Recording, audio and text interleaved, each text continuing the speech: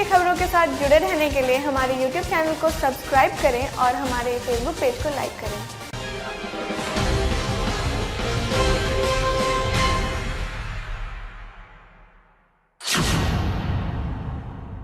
नमस्कार, आपका स्वागत है डेन न्यूज में और आपके साथ मैं हूं प्रतिज्ञा कश्यप। खबरों की शुरुआत करने से पहले एक नजर डालते हैं आज की सुर्खियों पर। बेला थाना क्षेत्र के बेला छपरा में विवादित जमीन पर मकान के निर्माण को लेकर दो पक्षों में जमकर मारपीट और पथराव हुई, जिसमें एक महिला घायल हो गई है। सूचना पर पहुंची बेला थाना की पुलिस ने दोनों पक्षों को शांत कराया और मौके से दो उपद्रवियों को हिरासत में लेकर पूछताछ के लिए थाने ले गई। वहीं एक पक्ष की आंगनवाड़ी सेविका ज्योति चौधरी ने बताया कि उनके पड़ोस में रहने वाले ने अवैध रूप से सड़क की जमीन को कब्जा कर लिया है। अवैध कब्जा का विवाद कोर्ट में चल रहा है। इसी बीच लॉकडाउन में विवादित जमीन पर मकान का निर्माण कर लिया। आज सुबह में अपनी स्कूटी से काम से जा रही थी, तभी पड़ोसी मां और बेटे ने मिलकर रोका, स्कूटी की चाबी छीनकर मारपीट की। उसके बाद विवाद शुरू हुआ। वहीं दूसरे पक्ष की सीमा देवी का कहना है कि वह अपने मकान के निर्माण कार्य में लगी थी।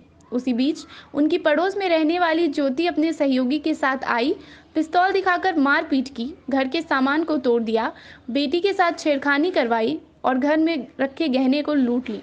साथ ही वृद्ध मां का सर फोड़ दिया। वो हमेशा से ही तंग करती है। वहीं थानाध्यक्ष रमेश मिश्रा ने बताया कि दोनों की तरफ से मामले की लिखित शिकायत मिली है और कार्रवाई जारी है। सुबह में हम और मेरी बहन का बेटा जा रहे थे, हम मायके जा रहे थे। हम कुछ रिपोर्ट सब लाना था, कोरोना का हम लोग को बोला गया था, तो वहाँ से जा रहे थे हम उधर साइड से। तो उसका बेटा और वो बाहर में थी। उसके बाद जो है सो वो लोग क्या किया है कि जानबूझ के जो है सो आगे खड़ा हो गया है गाड़ी के आके और मेरा चाबी निकाल लिया। हम बोले भाई काहे ऐसे कर रहे हो तुम लोग? तो उसकी ये कर रही है कि देखो देखो आज मेरा ढलाई है, तुम मेरा क्या बिगाड़ लोगी? तो हम बोले कि ढलाई है तो तुम करवाओ। मेरा तो शनिवार के दिन सीओ का टाइम था कि शनिवार के दिन हम नापी करवाएंगे तो ढलाई करवाएंगे, या तुमको जो कराना है कराना।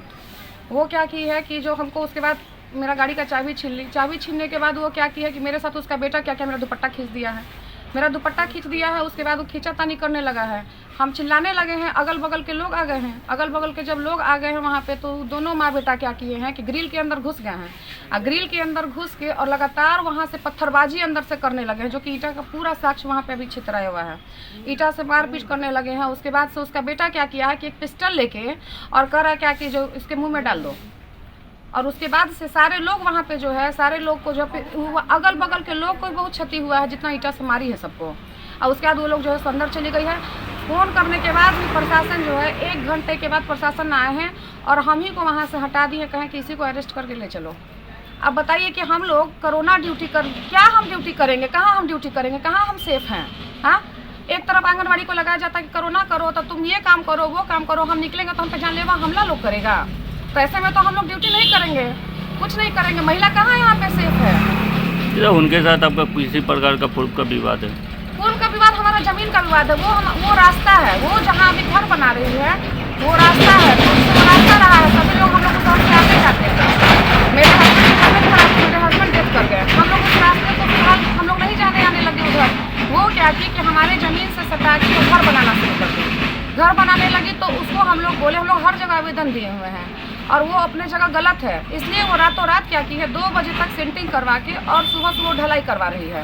और उसमें जब हमको तो पता भी नहीं था कि वो कर क्या रही है, जबकि सीओ द्वारा मना किया गया है। सीओ द्वारा थाना में 1 तारीख को सीओ हम थे, वो थी, उसके भी 2-3 गार्जियन जो भी रहे होंगे, सबके बीच में सीओ सर बोले हैं थाना प्रभारी को कि 144 लगाइए, इसमें अभी कोई काम कहीं से नहीं होगा। करवा रहे थे, अपने छत का ढलैया करवा रहे थे, सेंटिंग ठोका हुआ है। यहाँ के पीछे एक जमीन खाली जमीन है ज्योति चौधरी के। वो क्या की है कि गुंडा से लेके क्रिमिनल टाइप से लेके 4 दिन से थाना पर भी घूम रहा है और यहाँ पर आके गोलीबारी की है, रिवॉल्वर दिखाया है, मेरे बेटी के साथ छेड़खानी की है। वो लड़की मेरी है और मेरे साथ माँ को कपार फाड़ दिया, ग्रिल तोड़ दिया, घर में लूटपाट किया। बेटी के जेवर हीरालाल पन्ना से हमने परिचित किए थे। वो जो गहना के मोटरी लेके भाग गया है। पूरा घर में मेरा सामान बिखरा हुआ है। मेरा अप्रैल में बेटी की शादी था, लॉकडाउन के कारण नहीं हुआ। वो सारा जेवर ले गया है। टोटल बिल है। कारण क्या? कारण जमीन के पीछे उनका खेत है। हम अपने रजिस्ट्री जमीन में से उनको दे तो हम जमीन में से अपना कैसे हम अपने लिए है कैसे बनाए? दमनता के साथ वो हमारे साथ ऐसा कर रहे हैं और हम अकेले महिला हैं। बेटी के साथ रहते हैं, बेटा मेरा नहीं रहता है, हस्बैंड नहीं रहते हैं। मैंने बहुत तरह से हमको टॉर्चर किए। अरे यहाँ पर भी काट चलाए हैं, यहाँ पर भी रोड़ा चलाए हैं, पत्थर चलाए हैं, बहुत तरह के किए हैं। पूरा गेट टूटा हुआ है, मेरा डैमेज हो गया है। घर के डैमेज देखिए, शीशा उषा सब फूट गया है। सारा मैटर देख लीजिए सर, वो बहुत क्रिमिनल है। ससुर पर केस 76 के केस चल रहा है, 4 तारीख के डेट है। सोनू चौधरी के भाई कैलाश चौधरी है, उस पर भी केस कैले हैं पहले से ऑलरेडी एगलिंग पिला के। बहुत फ्रॉड औरत है, बड़े बड़े माफिया से उसको संपर्क है ना। हमरा सीधा साधा महिला को हम एसपी डीएसपी सबका हम कागज पहुंचा चुके हैं और तब हमारे साथ ऐसा किया है। हमारे रीजन में कभी नहीं हुआ, बाउंड्री घिरा हुआ है। अब जो लिखा है उस आवेदन पर कार्रवाई की जाए, कर दी कार्रवाई कर करके 107 144 कर दी। बताया जा रहा है कि काम लगातार वहाँ जारी है। काम रीजन नहीं है, काम आज से करा तो मैं उसके लिए 144 कर भेज दिए हैं, आवेदन दिया, उस आवेदन पर कार्रवाई कर दी। आ रहा 144 आ रहा, उसको रोक कर। पटना हाई कोर्ट ने जेल में बंद एक अभियुक्त को जमानत देने में एक नायाब पैटर्न सेट किया है।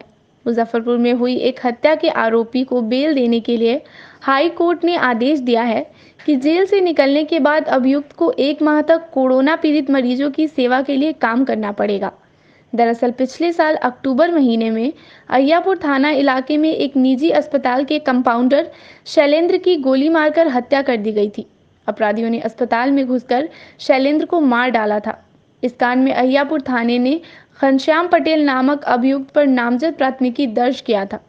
गिरफ्तार घनश्याम से पूछताछ में उसने लाल बाबू शाह नामक एक अन्य अभियुक्त का नाम उजागर किया था। मुजफ्फरपुर जेल में बंद लाल बाबू की जमानत के लिए उसकी ओर से पटना हाईकोर्ट में पिटीशन दाखिल किया गया था। हाईकोर्ट के जस्टिस अनिल कुमार उपाध्याय की अदालत ने हत्या के अप्राथमिक अभियुक्त लाल बाबू को जमानत तो दे दिया, लेकिन यह शर्त रखा कि जेल से निकलने के बाद लाल बाबू मुजफ्फरपुर के कोविड नोडल पदाधिकारी से रिपोर्ट करेंगे और नोडल पदाधिकारी के निर्देश पर 1 माह के लिए जिले के डेडिकेटेड कोविड हॉस्पिटल में सेवा देंगे। कोरोना संकट में कोर्ट के इस आदेश की चर्चा हो रही है, क्योंकि कोरोना संकट में मरीजों की सेवा के लिए सामान्यतः लोग आगे नहीं आना चाहते। मामला की हत्या के मुकदमे में उच्च न्यायालय पटना ने एक अभियुक्त लाल बाबू शाह की जमानत याचिका स्वीकृत करते हुए ये शर्त लगाया है, जमानत की शर्त में, कि जमानत पर मुक्त होने के पश्चात अभियुक्त लाल बाबू शाह कोविड-19 के मुजफ्फरपुर हॉस्पिटल में 1 महीने तक अपनी सेवा देंगे और उस सेवा को उस रीजन के जो ऑफिसर हैं, कोविड-19 के प्रतिनियुक्त नोडल ऑफिसर हैं, उनकी सेवा को सुनिश्चित करेंगे, उनकी सेवा लेंगे उस हॉस्पिटल में और उसके बारे में रिपोर्ट करेंगे। किस थाना क्षेत्र का मामला और क्या मामला? ये अहियापुर थाना क्षेत्र का मामला है। विगत अक्टूबर महीने में एक साई हॉस्पिटल है अहियापुर थाना क्षेत्र में, जिसमें एक शैलेंद्र कुमार के कर्मी की, उस हॉस्पिटल के जो कर्मी थे, उनकी गोली मारकर हत्या हुई थी। उसी मामले में ये अप्राथमिक अभियुक्त थे, जिनको उच्च न्यायालय के द्वारा जमानत कहाँ बंद है? अभियुक्त अभी शहीद खुद्दीराम बोस केंद्रीय कारा मुजफ्फरपुर में बंद है। क्या जमानत को लेकर क्या कुछ यहाँ पे? जमानत में जो शर्त लगाई गई है, वर्तमान में जो अभी कोविड-19 एक वैश्विक महामारी है, इसमें लोगों को के बीच जो बीमार कोविड से जो ग्रसित व्यक्ति हैं, उनके से दूर भागने और उनके संदर्भ में किसी प्रकार का सहयोग करने से जो लोग भाग रहे हैं, उसी चीज़ को उच्च न्यायालय ने एक नज़ीर के रूप में पेश करने का प्रयास किया है कि मानव सेवा करने से आपके बहुत सारे जो अपराध हैं, बहुत सारे जो दुर्गुण हैं, और आप एक पश्चाताप का मौका इनको मिलेगा कि इस वैश्विक महामारी में इस अपराध में जमानत पर मुक्त होने के पश्चात जब ये सेवा करेंगे तो इनको एक अपने किए गए अपराध और के लिए एक पश्चाताप का मौका मिलेगा। क्या लगा, न्यायालय का पहला इस तरह का फैसला देखने को मिला? हाँ, इस प्रकार का कोविड-19 की जो महामारी फैली है, उसके बाद ये पहला मामला है जिसमें इस प्रकार की शर्त जमानत में लगाई गई है। मुजफ्फरपुर स्मार्ट सिटी का सपना अब जल्द ही साकार होने जा रहा है। गुरुवार को सर्किट हाउस में आयोजित नगर विकास एवं आवास विभाग की बैठक में मंत्री सुरेश शर्मा ने कहा कि इस महीने के अंतिम में स्मार्ट सिटी का काम शुरू होने जा रहा है। उन्होंने बताया कि स्मार्ट सिटी योजना के तहत सड़क, नाला, बस स्टैंड से लेकर अन्य कार्य किए जाने हैं। मंत्री सुरेश शर्मा ने बताया कि इसके अलावा 7 निश्चय योजना के अंतर्गत भी शहर की करीब 250 सड़कें बनाई जाएंगी। जिसमें 14 सड़क का निर्माण कार्य आखिरी चरण में है। 3 जुलाई को उद्घाटन की तिथि निश्चित कर दी गई है। मंत्री सुरेश शर्मा ने कहा कि शहरवासियों को अब ज़्यादा इंतजार नहीं करना पड़ेगा। बैठक में मेयर सुरेश कुमार, नगर आयुक्त मनीष कुमार मीना सहित कई अन्य अधिकारी मौजूद रहे। स्मार्ट सिटी में जो 27 योजना जो बनाई गई है और कुछ योजना टेंडर में चला गया, हम समझते हैं कि जो पब्लिक के बीच इस बात का बराबर चर्चाएं होती रहती थी कि स्मार्ट सिटी का कुछ काम दिख नहीं रहा है। आज बड़ी प्रसन्नता की बात है कि स्मार्ट सिटी के जो हमारे एजेंसी है और जो हमारे नगर आयुक्त महापौर, ये सब लोगों ने जो डिस्प्ले दिया है, जो दिखलाया है और जो टेंडर में चला गया है या कुछ उसके स्कीम आपको बुडको में टेक्निकल अप्रूवल के लिए गया है। 3 जुलाई को वो सारे काम का उद्घाटन होगा और उस सारी सड़कें हमारे जो टेक्निकल जो इंजीनियर हैं वो सब सड़क उस दिन देखी जाएगी। उसके पहले जो किसी में किसी तरह का कोई नुक्स है, कोई खराबी है तो उसको वो सुधार उसके कॉन्ट्रैक्टर से कराएंगे। और 3 तारीख को ये 249 सीट -14 बाकी रोड का एक उद्घाटन सत्र होगा और 100 रोड का नया हम फंड दे रहे हैं, जिसमें मुजफ्फरपुर 7 निश्चय टाउन एरिया में 7 निश्चय में जो कच्ची सड़कें हैं पेवर ब्लॉक से उसको बनाया जाएगा ताकि वो जल्द से जल्द सड़क बनेगा। चूँकि मुजफ्फरपुर में CNG बने गैस पाइपलाइन बिछाने का भी योजना स्वीकृत हो गया है, इसलिए पेवर ब्लॉक साइड में लगाया जाएगा। हम समझते हैं कि एक सुंदर शहर बनाने की जो कल्पना नगर विकास मंत्रालय स्मार्ट सिटी में जो किया था, उसके जरिए सारी सड़कें जो बड़ी सड़कें हैं RCD के द्वारा भी टेंडर हो गया है, जवाहरलाल रोड वगैरह सब।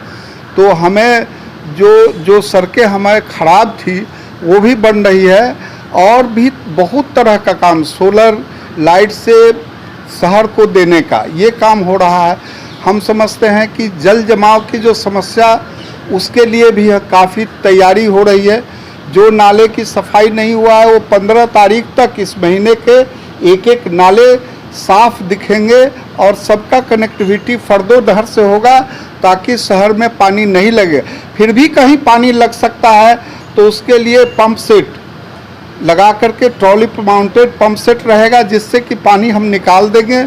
इस तरह से जो अभी तत्काल समस्या था उसको दूर किया जा रहा है। रौतनिया के अंदर भी हमने प्लांट लगाने का निर्णय स्मार्ट सिटी में लिया गया है। बस स्टैंड बनाने का स्मार्ट सिटी में निर्णय लिया गया बैडिया। और रौतनिया का जो समस्या जो कचरा है, कचरा सेग्रीगेटेड कर करके मशीन लगेगा और कुछ कचरे से खाद बनेगा, कुछ कचरे से हम डीजल भी बना सकते हैं, उसका भी प्लांट लगाया जा रहा है। हम समझते हैं कि मुजफ्फरपुर जो सुंदर बनाने की कल्पना नगर विकास और यहाँ के कॉरपोरेशन द्वारा हो रहा है। जिला आपदा प्राधिकरण मुजफ्फरपुर के तत्वाधान में संभावित बाढ़ पूर्व तैयारियों को लेकर विस्तृत समीक्षात्मक बैठक मुजफ्फरपुर जिलाधिकारी डॉक्टर चंद्रशेखर सिंह की अध्यक्षता में समाहरणालय स्थित सभा कक्ष में वीडियो कॉन्फ्रेंसिंग के माध्यम से की गई। बैठक में जिला स्तरीय सभी वरीय पदाधिकारी उपस्थित थे, जबकि प्रखंड स्तरीय पदाधिकारी वीडियो कॉन्फ्रेंसिंग के माध्यम से जुड़े हुए थे। बैठक में डीएम चंद्रशेखर सिंह ने बिंदुवार एजेंडा पर समीक्षा की। समीक्षा करते हुए डीएम ने सभी प्रखंडों के बीडीओ एवं सीओ को निर्देश दिया कि आपने अपने प्रखंड में वर्षा मापक यंत्र की स्थिति की समीक्षा कर लें कि वह काम कर रहा है कि नहीं। यदि काम नहीं कर रहा है तो शीघ्र दुरुस्त करा लिया जाए। जिलाधिकारी ने ऊंचे शरण स्थलों का चिन्हीकरण, तटबंधों की सुरक्षा के लिए प्रत्येक 1 किलोमीटर पर होमगार्ड की प्रतिनियुक्ति, नावों का निबंधन, नाव में लाल रंग के लाइन अंकित करना इत्यादि के बारे में भी समीक्षा की।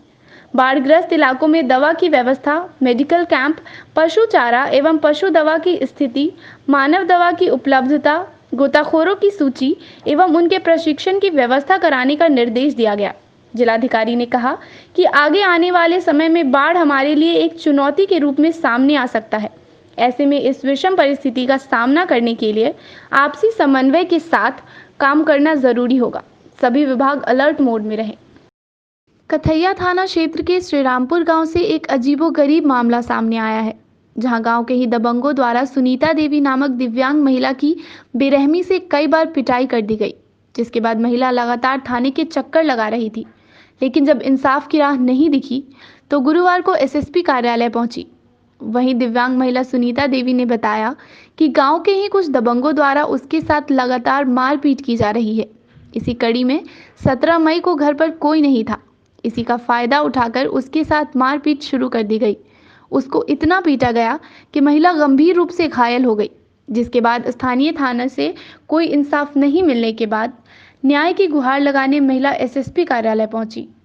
शाम के आइला का पहला ही मामला रही, थोड़ा मोरा झगड़ा उगड़ा। वो दिन बोल चल कुछ ना, चुपे चापे अल लागल रड से मारे छोटे लाल सा।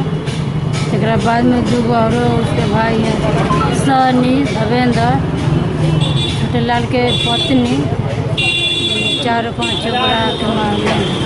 काहे ला इसे मार रहा है? मारा आपको? मारा की बोलूँ अथी घर में जाए लगे तो हम कहें कि नहीं है हमारा अथी गर्जियन, घर में काहे जा रहे हम घर से जाकर पैसा वैसा काट लिया मार के गर्जियन है नहीं घर। फिर क्या हुआ? गर्दन में मंगल वो काट लिए। क्या हुआ? थाना पे शिकायत किए हैं जी। क्या कहना है? तो थाना का क्या आश्वासन मिला? थाना कह रहे हैं कि मिलाने की हर पंचायत हम किए, पंचायत का कोई वैल्यू नहीं है। हर कोई सही को गलत है, गलत को सही बता रहा है। फिर हम पंचायत नहीं माने, हम गए थाना में गए साले तुम कल पकड़ के हमको ले गया 4 बजे करीब में। 4 बजे पकड़ने के बाद में साले तुम यहाँ रहो। हाँ, एक जैसे लोग सब कहता है उसका कहने पर बाद में हमको धमकी भी देता है, नहीं तुम मिलान करेगा तुमको मारेंगे। कौन धमकी देता है? सब वही सब गांव में सब बताता है। कौन नाम है? नाम बताओ। आज कहाँ आए हैं? हम आए हैं यहाँ पर सर। आए कहाँ पे? SP office. काहे आए हैं? आए हम सर इनको इंसाफ मानने के लिए आए हैं। इंसाफ हमको नहीं मिलता। क्या थाना केस नहीं ले रहा है? थाना भी हमको बुला के बोलता है कि तुमको अंदर बंद करा देंगे, सर भेज देंगे। हाँ, थाना बोल रहे हैं कथैया थाना से। थाना पे न्याय देना चाहिए तो हमारे हमको इंसाफ मिलना चाहिए सर। हम इंसाफ नहीं मिलता है। बोलता है कि तुम सवेरे थाना में आ जाना, कागज पर सादा कागज पर साइन करा लिए हमसे कल। मुजफ्फरपुर में साहिबगंज थाना के थानाध्यक्ष राजू कुमार सहित अन्य 12 पुलिसकर्मियों पर मुख्य न्यायिक दंडाधिकारी के न्यायालय में परिवाद दर्ज किया गया है। परिवादी पारू थाना क्षेत्र के मोहजमा निवासी कमलेश कुमार सिंह ने आरोप लगाया है कि 27 मई की देर रात साहिबगंज थानाध्यक्ष अपने दल बल के साथ घर के पिछले भाग की खिड़की उखाड़कर घर में प्रवेश कर महिलाओं के साथ हाथापाई करके घर में उपस्थित भगिना सिंटू सिंह को पूछताछ के लिए ले गए। लेकिन 5 दिन हो गए, सिंटू सिंह को थानाध्यक्ष ने नहीं छोड़ा और मारपीट भी की। अभी तक इस पर कोई आरोप भी सिद्ध नहीं कर पाए। इसी आरोप में धारा 330, 341, 504 और 589 के तहत मुख्य न्यायिक दंडाधिकारी के न्यायालय में परिवाद दर्ज कराया गया है। न्यायाधीश ने मामले को गंभीरता से लेते हुए अगली सुनवाई की तिथि 20 जून को मुकर्रर की है। हमारे घर पर साहिबगंज थाना अध्यक्ष पूरे अपने दल बल के साथ गए। हमारा भगिना सिंटू कुमार वो हिंदू पुत्र संगठन जिला सचिव है, वो धर्मों का कार्य करता है, इसीलिए उसे पकड़ करके मारपीट किया गया और उसको थाना में बंद कर दिया गया। जो जिला के विभिन्न थाने में उसको घुमाया गया। 27 तारीख के रात में उसको गिरफ्तार किया गया और 1 तारीख तक उसको घुमाया गया। कमलेश कुमार सिंह मोहजम्मा ग्राम के निवासी हैं। इनके द्वारा साहिबगंज थानाध्यक्ष एवं अन्य 12 पुलिसकर्मियों के विरुद्ध मुकदमा लाया गया। ये हुआ क्या कि दिनांक 27/5/2020 को रात्रि करीब 1:30 बजे ये थानाध्यक्ष दल बल के साथ परिवादी के घर के पिछवाड़े की खिड़की को नोच करके और उसमें सभी प्रवेश कर गए। औरतें डर गईं और चीखने चिल्लाने लगी, तो औरतों के साथ भी बदतमीजी की गई, गाली गलौज किया गया, धक्का मुक्की और मारपीट घटना घटी। अब चिल्लाने की आवाज़ पर जब परिवादी कमलेश सिंह और इनका भगिना सिंटू कुमार दोनों गए पुलिस से घर में प्रवेश करके इस तरह की हरकत करने का कारण पूछा तो उन लोगों के साथ धक्का मुक्की और मारपीट की घटना की। मुकदमा हमने धारा दर्ज किया है 323, 341, 504, 379। सुनवाई की अगली तारीख 20/6/2020 निर्धारित की गई है। क्या सजा हो सकती है इस मामले इसमें अधिकतम 3 वर्षों की सजा थानाध्यक्ष को हो सकती है यदि मामला सत्य पाया जाता है। गुरुवार को हुई चंद घंटों की बारिश ने जिले के मोती झील समेत कई अन्य इलाकों को झील में तब्दील कर दिया।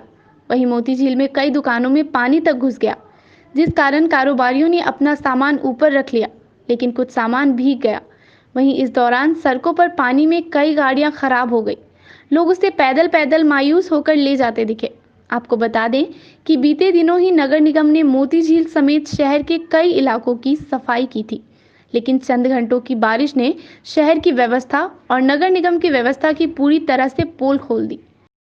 गुरुवार को AIDSO ने अपने मोती झील स्थित कार्यालय में एक प्रेस वार्ता की, जिसके माध्यम से उन्होंने बताया कि लॉकडाउन का छात्रों का रूम रेंट तथा निजी स्कूलों की फीस माफ करने एवं संबंधित शिक्षकों को भत्ता देने के लिए 5 जून को राज्यव्यापी मांग दिवस मनाया जाएगा और सरकार से मांग की जाएगी कि जल्द से जल्द इन सभी मांगों पर ध्यान दें और मांगों को पूरा करें। आज हम लोग 5 जून को जो AIDSO छात्र संगठन की ओर से राज्यव्यापी मांग दिवस आयोजित किया गया है, उसी के संबंध में प्रेस कॉन्फ्रेंस आयोजित कर रहे हैं।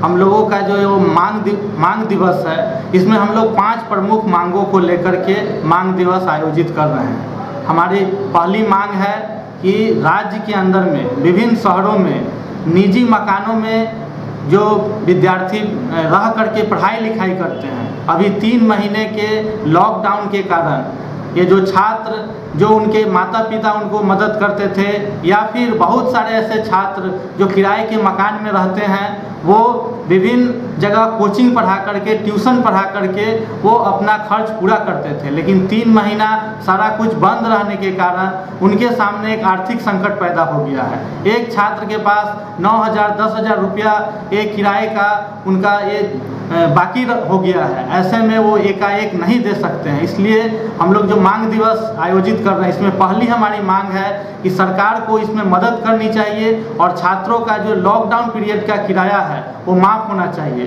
दूसरा हम लोगों का मांग है कि ये जो मैंने निजी स्कूल है, प्राइवेट स्कूल, उसमें लॉकडाउन पीरियड का जो फ़ी है वो माफ़ होना चाहिए। साथ ही हम सरकार से इसमें मांग कर रहे हैं कि ये जो प्राइवेट स्कूल में जो पढ़ाने वाले हमारे शिक्षक हैं, उन लोगों को इस लॉकडाउन पीरियड के अंदर मैंने राहत दिया जाना चाहिए, क्योंकि उनका जीविका भी उसी के सहारे चलता है। इसलिए सरकार को सरकारी भत्ता शिक्षकों को देना चाहिए। तो कल 5 जून को पूरे प्रदेश भर में मांग दिवस आयोजित कर रहे हैं। हर जगह हमारे संगठन के कार्यकर्ता और आम छात्र जो इस मांग से संबंधित है, वो अपनी मांगों को लेकर के सोशल मीडिया के माध्यम से फेसबुक व्हाट्सएप के जरिए इसको प्रदर्शित करेंगे। साथ ही साथ हमारे संगठन का हर जिला का एक प्रतिनिधि मंडल वहाँ के जिलाधिकारी को एक मांग पत्र मुख्यमंत्री के नाम जो मांग पत्र है उसको सौंपे। गुरुवार को बिहार ऑर्केस्ट्रा ट्रॉली बैंड संचालन संघ ने सरकार से आर्थिक सहायता देने की मांग की है। साथ ही कहा कि बिहार के बैंड ऑर्केस्ट्रा ट्रॉली संचालकों और कलाकारों की आर्थिक स्थिति दयनीय हो गई है। विवशता भरी जिंदगी जीने को मजबूर हैं। सरकार से कई बार आग्रह करने के बाद भी आज तक कोई घोषणा और आश्वासन नहीं मिल पाया। लॉकडाउन में ढील होने के बावजूद हमारा व्यवसाय पूरे वर्ष के लिए समाप्त हो चुका है।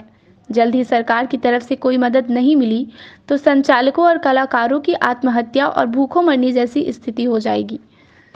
जो कलाकार बैंड संबंधित जो कलाकार हैं वो आत्महत्या करने के कगार पर आ गए हैं। हमारी बैठक में एक बात आई सरकार द्वारा, जो 50 आदमी के शादी समारोह में शामिल होने के जो निर्णय लिया गया सरकार द्वारा, हम सरकार से आग्रह करते हैं कि हमें बैंड मास्टर और जो शादी समारोह में जिसका ज़रूरत है उसको छूट दिया जाए और 50 आदमी के शामिल होने के जाए, ताकि हम लोगों का भूखमरी से निजात मिले और कलाकार को आत्महत्या करने का मजबूर न होना। सरकार से क्या मांगी आपके? सरकार का मांग है कि अभी तक लाखों लाख कलाकार पूरे बिहार में है।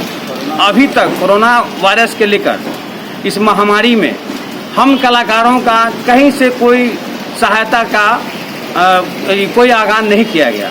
आज हम मांग करते हैं माननीय मुख्यमंत्री जी से और हमारे देश के प्रधानमंत्री जी से कि आज जो कलाकारी हमें हर मोड़ पर खुशी में चार चांद लगाने का हम बैंड मास्टर लोग काम करते हैं। इसका हम लोग को कहीं से कलाकार होने का गर्व है कि कलाकार हैं और हम कहीं से कोई सहायता राशि नहीं मिल पड़ी। यहाँ तक कि 5 किलो राशन एक व्यक्ति पर था, वो भी हम लोग को उपलब्ध नहीं कराया गया। सरकार से मांग करते हैं कि आज हम लोग भुखमरी का कगार पे हमारे बाल बच्चा और जो भी हमारे पीढ़ी दर पीढ़ी से इस काम करते आ रहे हैं, अभी तक जो स्थिति है ना हमारा बच्चा सही से रह पा रहा है, कपड़ा कुछ तो हो ही नहीं रहा। हम लोग सब मरने के कगार पे आए हैं। सरकार से मांगे कि हम लोग को जो जितने भी कलाकार है चयनित कर और हम ऑर्गेनाइजर के साथ भी कलाकार के साथ भी इसका कुछ सहायता राशि मिले ताकि हम लोग का काम चले। और अभी जो लॉकडाउन अनलॉक 1 हुआ है उसमें जो 50 आदमी का छूट मिला है, इसमें हम लोग को छूट मिल जाए तो काफ़ी आत्महत्या करने से थोड़ा सा राहत हम लोग को मिल सके। गुरुवार को वार्ड 40 के पार्षद अब्दुल बाकी के द्वारा एक बैठक की गई। बैठक में मुख्य रूप से विस्तार पूर्वक वार्ड की समस्याओं पर चर्चा की गई, जिसमें पार्षद अब्दुल बाकी ने यह निर्णय लिया कि एक व्हाट्सएप ग्रुप का निर्माण किया जाए जिससे वार्ड के लोगों की समस्या दूर हो सके। अब्दुल बाकी ने बताया कि जो लोग बुजुर्ग हैं जो ऑफिस में आकर समस्या नहीं बता सकते, वह इस ग्रुप में अपनी समस्या को रख सकते हैं और तुरंत समस्या का समाधान होगा। वहीं सामाजिक कार्यकर्ता पाले खान ने बताया कि मुजफ्फरपुर का यह पहला वार्ड है जहां इस तरह की पहल की गई है, जो कि सराहनीय पहल है। आज हम लोगों ने वार्ड 40 में डिजिटल इंडिया की तरह डिजिटल वार्ड बनाया है और एक व्हाट्सएप ग्रुप बनाया है। ऐसे तो पहले भी काम पूरा अच्छे से हो रहा था, मगर हमने जो लोग हमारे किसी काम की वजह कर या कोई बूढ़े हैं नहीं आ सकते हैं, वो हमने एक व्हाट्सएप ग्रुप बनाया है। आपका पार्षद आपके द्वार, जो आदमी जो भी काम होगा, रोड नाला या कूड़ा या नहीं उठा है या कहीं पर नाला जाम है या लाइट खराब है, वो फौरन डालेंगे, इस पर व्हाट्सएप ग्रुप पर डालेंगे, उनका फौरन काम होगा। और हम लोगों ने इसमें हमारे साथ बहुत लोग हैं जुड़े हुए हैं, पूरे वार्ड के लोग जुड़े हुए हैं। हमारे प्रतिनिधि रहेंगे, हमारे जमींदार रहेंगे, इंस्पेक्टर साहब रहेंगे, मेयर साहब भी रहेंगे इसमें, और हमारे साथ हमारे प्रतिनिधि आफरीदी रहमान। एक सवाल है कि 3 साल पहले क्यों नहीं बनाया? अब जब चुनाव को 2 साल बच गए हैं तो आखिर में बनाने का क्या पर्पस? नहीं, ऐसी कोई बात नहीं है। हम तो ऐसे भी नए हैं, हमको जैसा अपने सोच हुआ तो हमने बनाया। और हमारा तो हम दिन 24 घंटा अपने वार्ड में लगे रहते हैं और किसी को कोई शिकायत नहीं हमसे है। अगर कोई शिकायत है तो आप पता लगा सकते हैं। निदान कैसे होगी इससे? जो व्हाट्सएप पे आएगा उसको निदान कैसे कीजिए? वो हम फौरन हमारे जमींदार हैं, इंस्पेक्टर हैं, हम खुद हैं। अगर हमसे नहीं होगा तो हम मेयर से मिलेंगे, नगर आयुक्त से मिलेंगे, उस काम को करेंगे। बना रहे एक कंसेप्ट आया कि डिजिटल वार्ड बनाया जाए, जिसका नाम हम लोगों ने रखा है कि आपका पार्षद आपके द्वार, वार्ड नंबर 40। और इसमें सारे वार्ड के लोगों को जोड़ा गया है, ठीक है। और इसका उद्देश्य यही है कि डिजिटली जो भी समस्याएं हैं वार्ड की, जैसे कूड़ा नहीं उठ रहा, सफाई नहीं हो रहा है, तो उसको आप फ़ोटो खींच के एड्रेस के साथ वार्ड की जनता भेजे, ऑन स्पॉट उसमें काम होगा। चूँकि उस ग्रुप में वार्ड के जो जमादार हैं, जो सफाई कर्मी है, वो भी जुड़े हुए हैं, तुरंत उनको कहा जाएगा कि उसका निदान करें। व्हाट्सएप का जो नंबर है वो नंबर है 9430937320। ये हमारा व्हाट्सएप नंबर है जो पार्षद जी का है। उस पर मॉनिटरिंग 24 आवर मॉनिटरिंग होगा, वार्ड की जो भी समस्या है उसका तुरंत निदान होगा। साथ ही हम लोग एक पंपलेट छपवा करके व्हाट्सएप नंबर के साथ हर वार्ड के चौक चौराहों पर और चाय दुकान, पान दुकानों पर लगाएंगे, जिससे जनता तक ये मैसेज एक प्रयास मंच की ओर से गुरुवार को कन्हौली के विष्णुदत्त टोला में नुक्कड़ नाटक मंगरू के माध्यम से लोगों को एईए से बचाव के लिए जागरूक किया गया। मंच के संस्थापक संजय रजक ने बताया कि बच्चों को खाली पेट ना रहने दे, ना धूप में जाने दे। मौके पर अनिल कुमार, सुमन, राजा सहित दर्जनों लोग उपस्थित रहे। देखा शुरू भइल बागड़ में आइल बीमारी, देखा बा चमकी, देखा शुरू भइल बागड़ में आइल बीमारी, देखा चमकी कि भैया सोना हमर बात तू ध्यान से धूप से बउआ के बचाई के ना, कि भैया सोना हमर बात तू ध्यान से बउआ के धूप बचाई के ना। देखा शुरू भइल बागड़ में आइल बीमारी देखा चमकी देखा शुरू भइल बा गर्मी आइल देखा बीमारी आइल बा चमकी कि भैया सुना हमर बात तू ध्यान से बउआ के धूप से बचाई के ना। एक तरफ कोरोना संकट वही दूसरी तरफ अपने शहर मुजफ्फरपुर में फिर इस बार गर्मी की शुरुआत होते ही चमकी बुखार शुरुआत पांव पसार रही है धीरे धीरे और अभी तक 5 बच्चों की मौत हो चुकी है। इसी को देखते हुए एक जागरूकता नाटक एक प्रयास मंच के द्वारा कन्हौली विसंदूत मोहन सहनी टोला में मंगरू नाटक की प्रस्तुति की गई। नाटक में मंगरू के पिता मना करते फिर भी वह धूप में खेलता है और रात में खाली पेट सो जाने से उसे सुबह 5 बजे भोर में चमकी बुखार आती है, पर समय पर ले जाने से उसकी जान बच जाती है। साथ ही लोगों को यह बताया गया कि इन चमकी बुखार से 3 धमकी से हम इसे हरा सकते हैं। पहला धमकी ये कि बच्चों को रात में भर पेट खिलाएं, दूसरा धमकी ये कि जब भी सुबह उठे तो बच्चों को भी उठाएं और तीसरा धमकी ये है कि जब भी लगे कि बच्चों को चमकी बुखार दांती लग रहा है तो उन्हें तुरंत स्वास्थ्य केंद्र पर ले जाए और इन्हें इलाज कराएं। प्रवासी मजदूरों को जब तक काम नहीं मिलता है उसे 10,000 मासिक देने सहित 9 सूत्री मांगों को लेकर गुरुवार को भारतीय कम्युनिस्ट पार्टी नगर परिषद मुजफ्फरपुर की ओर से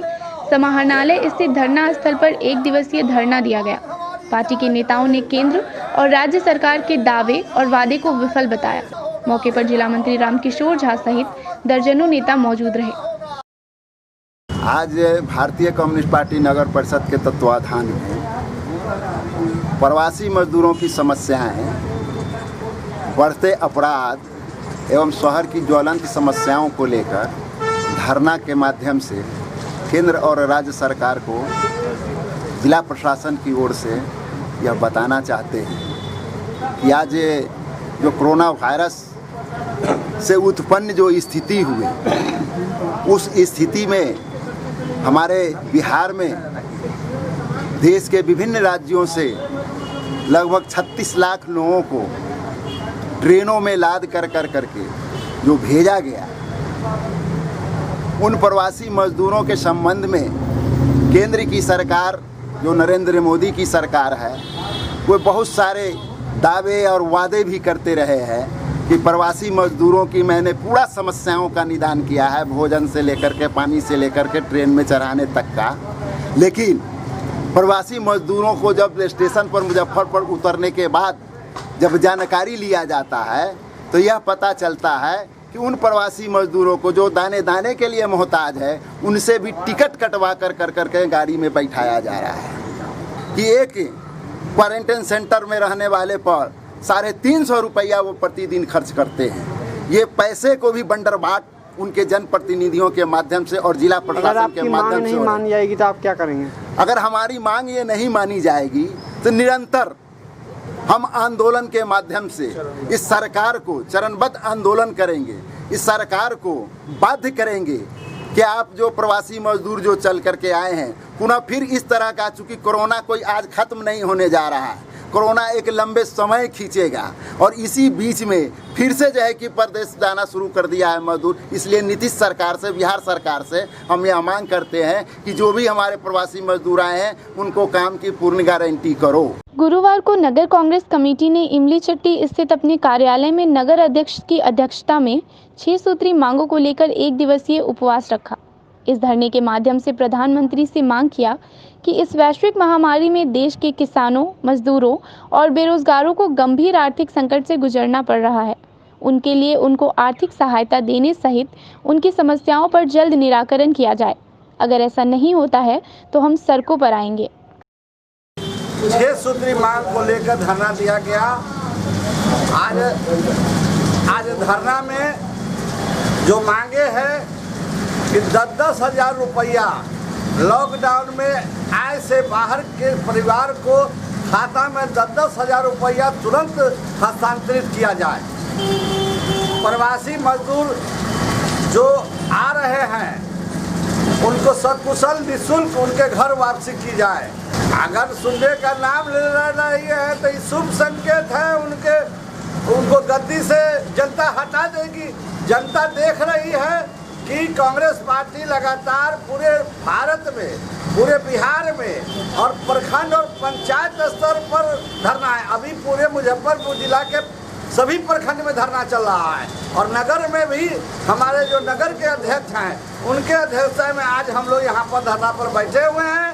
अगर हम लोग की मांग को पूरे नहीं करेगी तो इनका हम ईंट से ईंट बजा देंगे, हम जनता के पास जाएंगे, हम सोशल डिस्टेंसिंग अपनाते हुए डिजिटल से हम अपना संवाद करेंगे जनता को कि यह जन विरोधी सरकार है। आज की खबरों में फिलहाल इतना ही। कल फिर मिलेंगे कुछ नई खबरों के साथ। तब तक के लिए डे न्यूज़ परिवार को दीजिए इजाजत। नमस्कार।